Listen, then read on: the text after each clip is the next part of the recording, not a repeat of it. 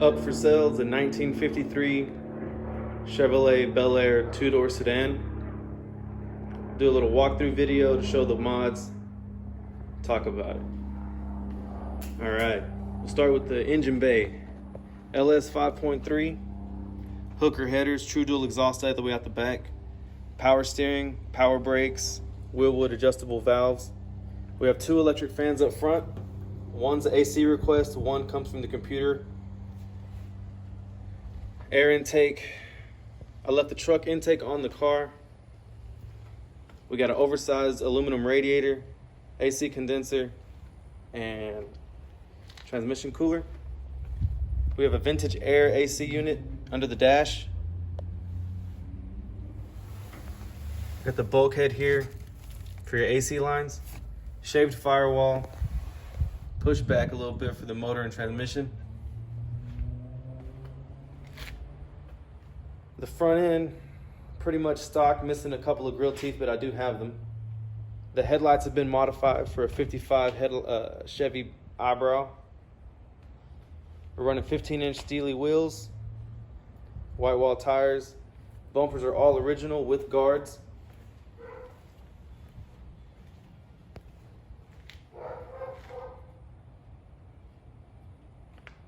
Move on to the interior.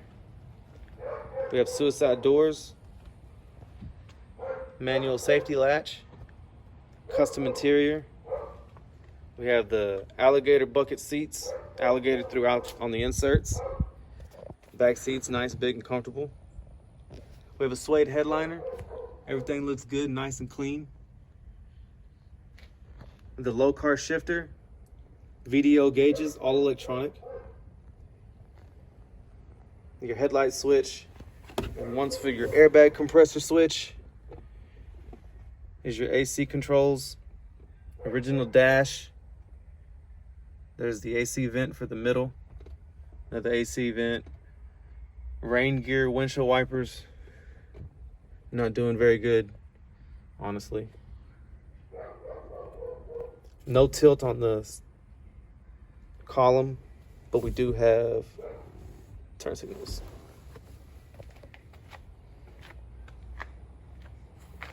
Get an idea of how these custom doors open and shut. Nice. This is pretty much as high as the air suspension will travel. This is the full lockup, so it goes a lot lower than this. All the belt moldings and window moldings look good. Could probably use a professional polish, but overall, pretty nice. All there. All the glass is the original glass, starting to delaminate towards the tops, but I like that look, so I left it that way. Back glass is the same condition. All moldings are good. Moving on to the quarter panels, we have 59 Cadillac taillights, Frenched in place, LEDs, super bright at night. Original bumper. Bumper's been modified to accommodate the quarter panel modification. There's your true dual exhaust running out the back. Deck lid's been shaved. My key recently broke, so now I use a screwdriver. The overall profile of the car looks pretty good with the quarter panel modification. We'll go over the little hiccups here and there. The worst spot on the car is going to be right here. A little bit of rust. I left it this way. It's kind of the look I was going for. It's pretty much the only rust on the car that wasn't repaired by me. The entire car was sandblasted before any of the bodywork was done. We have a little bit of a dent here. I have the molding that goes here, but it's got some scrapes. This car has been built and driven for over 10 years. So it's gonna have a little here and there. But that does mean that all the kinks have been worked out. Car runs and drives great. I built this car with the intention of daily driving this car, and I did so for over a year. This is the kind of car you can just give it to your girlfriend, let her drive without any instruction. Drives like a regular car. Super reliable. I've gotten up to 20 miles per gallon on road trips in this car. The rear suspension is a custom 4-link 10-bolt Chevy rear end out of a 70s model Camaro. It's running 273 gears on one leg. So I've always wanted to put posi in this thing to do cool burnouts, but this is what it is. And crank her up, see how she sounds. I do have door poppers on the remote.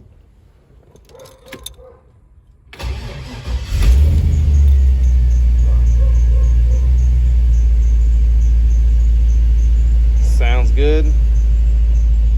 Honestly, we have a little squeak under the hood, but it's a cheaper AC bracket that's doing it. The belt's not fully aligned, but she's ready to run.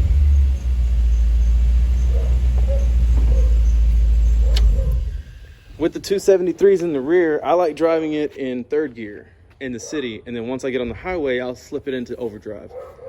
Keeps it a little bit more in its torque band when you're kind of putting around the city. You definitely need that in 3rd to me.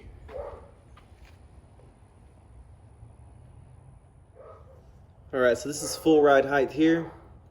We're going to start it up and lower it so you can see exactly how it sits.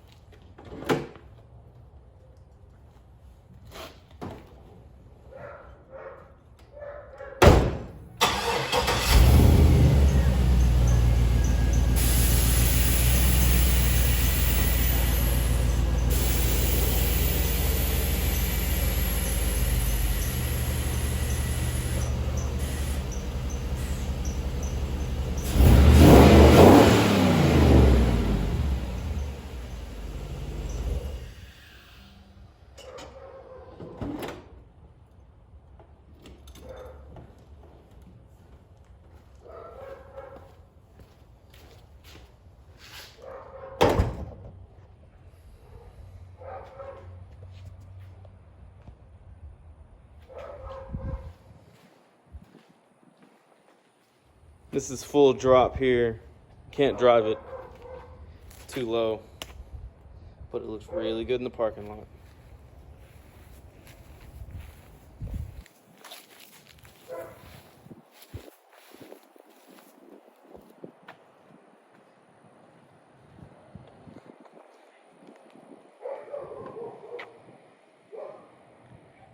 Okay, in this last section, we're going to talk about the bad. All right, first up we have small dent in the hood here. Trash can jumped right out in front of me. It is what it is. Hood doesn't line up perfectly. Maybe before a nice spray job we get that lined up. We have a little surface rust on the hood, but I did that on purpose. I really like the way that kind of look was going. The front windshield's starting to delaminate. This is a 1953 windshield, so it's old. Probably use a new one. Front bumpers could use some chrome. There's another dent here in the door.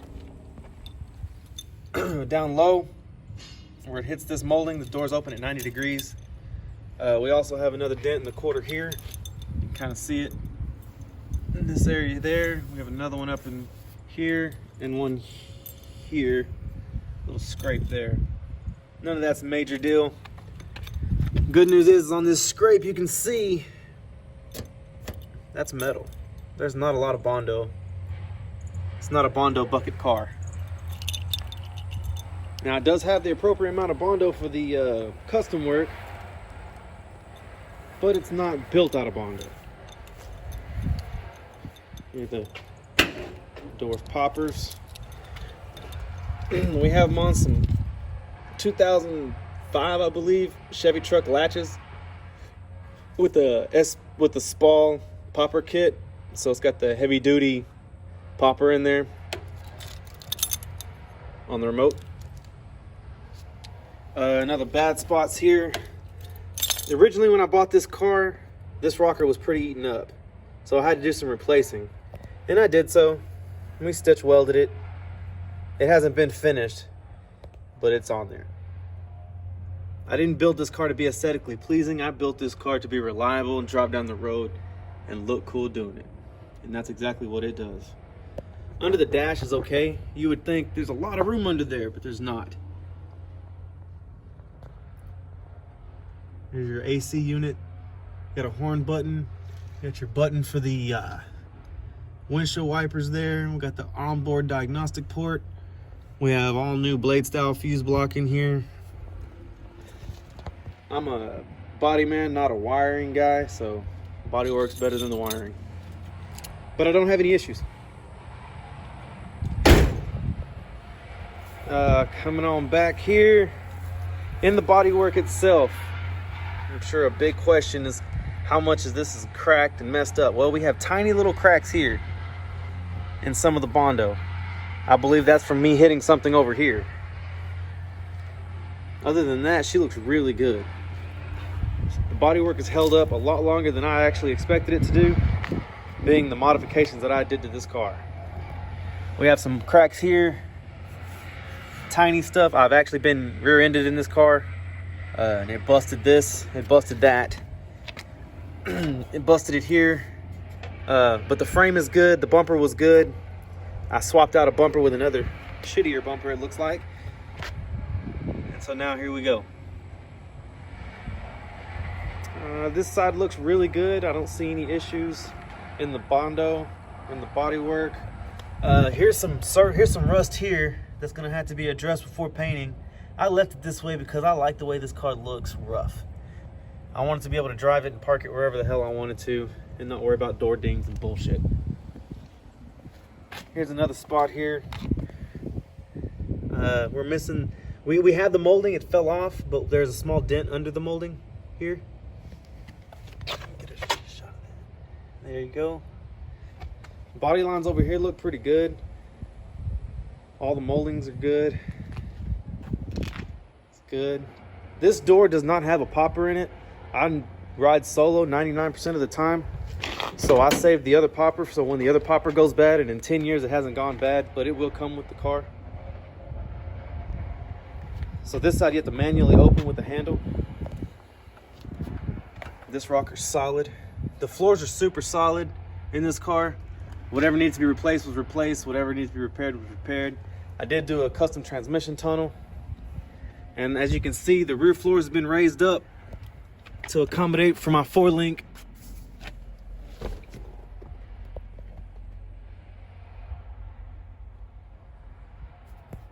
And another annoying thing is the little squeak under the hood when the engine's on.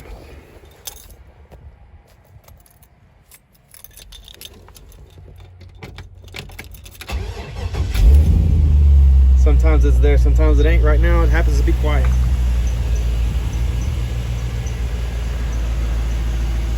Here's a little something. The exhaust is quiet. I put some quiet mufflers on here. I didn't want it to be all loud when I'm trying to drive around.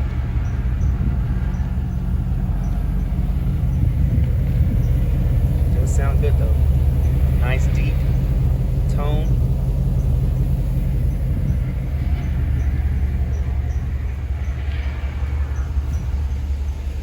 This car is up for sale. I got to get rid of it. I hate to part with this one, but it's got to go. There's a lot of things that have been done to this car. If you could just put a pen to paper and itemize some of the major things I've done with the LS swap, the 4L60E, painless wiring harness, the vintage air, custom interior, Mustang 2 front end, all tubular, rack and pinion steering, the custom 4-link in the rear, the GM 10-bolt in the rear, the custom framework, the custom bodywork, new interior. That stuff starts to add up. You can get this at a bargain price. It's going to be on eBay and for sale locally. Buy it now price is $18,500. But like I said, if you add up the engine, the interior, and the suspension, you're looking over 15 grand right there. And that's not counting the car, all the trim, the bodywork, putting it together, fabrication time. and everything else. Save yourself some time and some money. Come pick this car up. If you're interested, I do have a shop that will paint this in any way you want it painted. If you want candy and flakes, we can do candy and flakes. If you want patterns, we can do patterns. If you want flat hot rod black, we can do flat hot rod black. Let me know. This car can be yours. You could look this cool right now. Good luck.